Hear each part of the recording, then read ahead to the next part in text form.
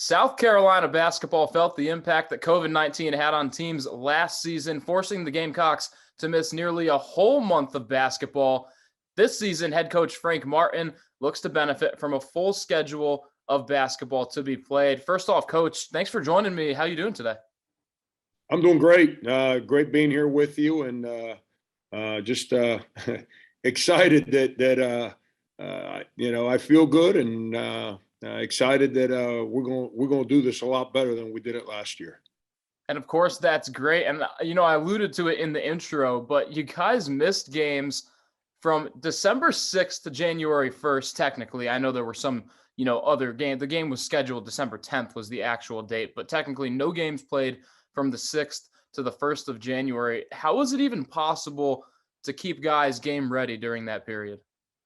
Yeah, it was really hard. And here's the thing: in that time period we had a total of 4 practices, and then we played the January the 2nd, I want to say, against Florida A&M, and then we played Texas A&M 2 days later, and then we got shut down for 2 more weeks right after that game. So up until January 18th, which is the day before we played at LSU, we had a total of 5 practices and 2 games over a 7-week period. And in our campus, when guys were either quarantined or in isolation, either way, they had to stay in their apartments. They could not come out. If you got caught outside your apartment as an average student, you got suspended for a semester. So guys were, it was brutal. And then when we got back after the Texas A&M game, me and my associate head coach, we were both positive, and we both got beat up pretty hard. So when we got back, I tried to do my job. I couldn't. I wasn't very good at it. I mismanaged a lot of things. And when that happens, my teams are known for being extremely connected and united and competitive. And we were the complete opposite last year. We were very disconnected, very individual friendly, not team friendly. And then obviously we didn't play very well and lost our confidence. So it was a complicated year, and one that I learned a lot during the year. But at the same time, I look at it this way. I've been pretty lucky. This is year 37 on the sideline, 29 of those years as a head coach. And it's the first time that I had a bad year. I rather than be depressed and walk around like, oh my God, why does this happen to me? It was what it was. And I'm fortunate that I've been in this business that long, and fortunate that it's the first time I deal with such a difficult year for the first time ever. Well, Coach, going off of that and with your experience, I mean, you mentioned it, 29 years as a head coach. How much does a new clean slate help in rebuilding and just restarting over into this season? Yeah, I mean, it's we're what's the words I'm looking for? Usually in a year where a roster turns over, I'd be worried because the thing we all want the most is experience as coaches, but everyone else in the country is going to be pretty much different roster. And the fact that we return Jermaine Cousineau and Keyshawn Bryant, 2 guys that are going into their 4th year in the program, 3 of them as starters. We return our starting center in Wildens Lebec, who played a lot as a true freshman on the team that won 18 games and started some games, and was our starting center last year and played his best ball at the end of the year. The fact that we returned those 3 guys, and then because of the immediate eligibility transfer situation, we're taking the most improved player in the Atlantic 10 and AJ Wilson, and bringing him in on I think their team was very similar to ours, the same experiences. Last year they didn't win as much as they'd like. The previous year they'd won 18 or 19 games, and he was the most improved player in the Atlantic 10 and double-figure score for his time at George Mason. And then you had James Reese, who's a 2-year starter at North Texas that won their conference 2 years in a row, and he's a double-figure scorer. And Erik Stevenson, who Again, unfortunately, was at Washington last year, and they didn't have a very good season. But he was a double-figure scorer there. And before that, he was on a 26-win Wichita State team, and he was a starter and a double-figure scorer there. So when you can put that together and then add a Chico Carter, who's a 50% three-point shooter at Murray State, to go along with averaging double-figure points. And it's I'm extremely optimistic about the guys that we got in place. And to make a long story short, I'd still be worried because of how many new faces we have. But everyone else in the country is dealing with all these new faces. We're not the only school that have 5 transfers. Everyone else has had 5, 6, 7, 9 transfers, and so we're all in the same boat, and we're all managing the same dynamics.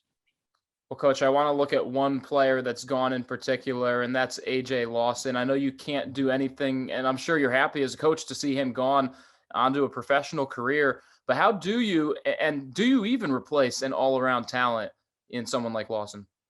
Yeah, I mean, no, I mean, just like when we lost Chris Silva, a couple years before, and when we lost Darius Thornwell, when you have a young man of his talent that's a 3-year starter, you don't just say, all right, next guy up, let's go. There's a reason he was a 3-year starter. But what you hope is that he put his imprint on the returning players. And, that's where Keyshawn Bryant and Jermaine Cousinart, having 2 guys that started alongside AJ, and both were double-figure scorers on our team. They've got to take on more of a responsibility. And you hope that can be built from within. It's hard to replace an AJ with an outside player. So you hope that either Jermaine or Keyshawn, and I'm not asking either one of them to all of a sudden become great players. They've both been pretty good players for us, and they've won a lot of games for us, and they've both been double-figure scorers for multiple times in their career. We just need them to accept a little bit more responsibility. How good can they be this season, and how do you expect them? I know you said that, they can't replace what AJ Lawson did, but they're within the program. How are you expecting them to lead by example on this roster? Well, they got to do it to their strengths. They don't have to go out and replicate who AJ was or how he played. Keyshawn and Jermaine have to continue to work on their game so they can continue to improve. They both have to become more efficient shooters. They have been a little inconsistent with their perimeter shooting. They've had great moments of it, and then they've had other moments where the ball doesn't go in for them. They've got to become a little more consistent, but that'll come with more age and experience, and hopefully getting back to a year of normalcy. For anything better than last year is more normal. It's I don't even know that's proper English or not, but that's the way it sounds good right now. It's our job as coaches is not to get everyone to play the same. It's to get people to be great at what they're good at. And that's what my job is, to help Keyshawn and Jermaine create an identity for the things that they're really good at, and me put them in those areas. So then our team can take on their confidence and their aggressiveness, because they're playing through a place of confidence and not trying to do things that somebody else used to do. And then I want to take another look at Erik Stevenson, because I kind of see him as a wild card here in the fact that he's had some pretty good years, especially when you mention what he did at Wichita State. Yep. I guess, what are you expecting out of him, and do you know how he'll fit into this roster right now? Yeah, we had all those guys here all summer, and so I got a feel for them as players. Erik is one of those guys that's really hard on himself. Him and James Reese, after being around them this summer, they might be the 2 best shooters I've ever coached from a shot making ability. They both work at it. They both shoot the cover off the basketball. They've both been established 3-point shooters and perimeter shooters in college basketball. So having those 2 guys, both older players, and they both tasted winning. Erik at Wichita State, they were a 23 and a 26 win team. His 2 years there, 22 or 23 his first year, and then 25 or 6 his second year. James was a double-figure scorer, starter on a team that like I said, that North Texas won the league 2 years in a row, and then last year beat Purdue in the first round of the NCAA tournament. So, but I'm excited for those two guys. Erik has a great personality, unbelievably intelligent. He's good off the bounce. I mean, he could probably play point guard in a pinch if you need him to. But he's a dynamic player, and I think the one area that I have to help him is I can't let him beat himself up. He's one of those guys that's a little bit of a perfectionist. So when things don't work out exactly, or he doesn't perform exactly how he wants to do things, he beats himself up a little bit. So, but that's okay. I'd rather have it like that than some guy really don't care and doesn't put pressure on himself. But I'm excited. I think Erik's a really, really good basketball player.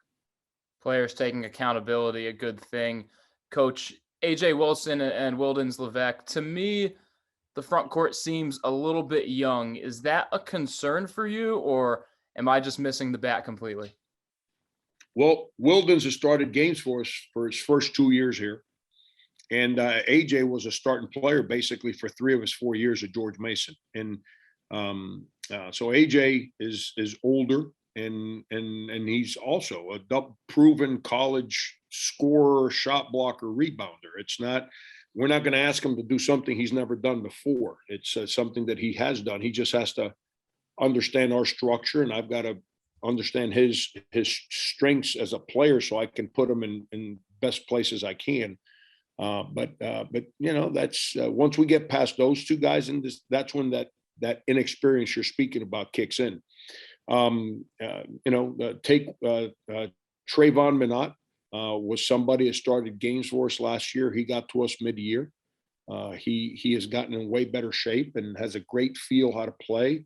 I still use big guys. I'm one of those guys that the analytic guy says don't know what he's doing because he doesn't adapt. Because I don't play a bunch of little guys and run around and ball screen all the time. We actually try and utilize our bigs and help them out. So I think Trayvon will really help us. We took a transfer from LSU, who I recruited out of high school. Things didn't work out for him last year at LSU, but he's really talented, and he's a 7-foot, 250-pound guy in Josh Gray. Then we've got 2 freshmen that one basically redshirted for us last year, and Javon Benson, who is a local kid that won 2 state championships, unbelievably talented, and Taquan Woodley, who's a young man that has been a part of that Camden High School team for the last 2 years, and he was the heart and soul of that Camden High School team for the last 2 years. And you talk about a team that has young DeJuan Wagner and had Lance Ware on it, and yet Taquan was their heart and soul. It's I think he's a really good player. So that's our front line. The one thing we have is a lot of physicality and not a lot of depth, and which are 2 things that I've always, when my teams have been good, we've been deep and really physical on the front line. Coach, I'm going to fact check Javon Benson real quick because we actually interviewed him in 2019 when he was coming out of high school. Mm-hmm. I asked him, other than your coaches, what mentors have you had growing up that have contributed to your success on the court? He said, trainers, mom and dad. I listen to adults in the room, if you know what I mean. Does he listen to adults? Was he telling the truth? Yeah, he's a wonderful young man. That's funny. I never read that interview with him, but that's who he is. He's very humble, unbelievable spirit about him. He's dying for instruction. As a 9th grader in high school, he had no chance to be a Division I player, but he keeps himself grounded and listens to the right people and then works and became Malcolm Wilson, who's he's at Georgetown right now. Javon used to be his backup when he was a sophomore in high school. And then Malcolm left and Javon took over, and then Javon led his team to back-to-back state championships. And so it's he's a wonderful young man. That's a beautiful quote. If there's ever a quote that exemplifies who somebody is, that's who he is. Well, that's good to hear. And Coach, I think now's a good time to end on this. I know from the outside, the preseason storylines of South Carolina basketball are going to be the new faces coming in. What do you see? What are your goals, if you have any, for this season? Yeah, it's my goals have always been the same. I've never been a guy that says, well, this year we're competing for this, or this year we're no, there's 30 games on the schedule, or 31 or something like that. Our job is to go win every one of them, and then keep ourselves grounded to a place where we're always working to get better, try to improve, take on responsibility, not run away from adversity. This year's going to be no different. We all learned a lot. Those of us that were here last year, we learned a lot because we're coming off the winningest 6-year period this school's had since the 70s. We had been a mainstay in the top third of our conference for the last 6 years. And all of a sudden last year hit, and that was uncomfortable. It made us, none of us were happy with last year. But we've had some transfers come in that love to compete. They love to play. They've been very successful on winning teams at other places. And they're going to add a little personality. I thought we lacked. What last year did is we lost our personality, our identity. And, some of these guys that have come in, they're dying to take on that personality that my teams have always had. And after being around them all summer, I'm very confident that we'll regain that.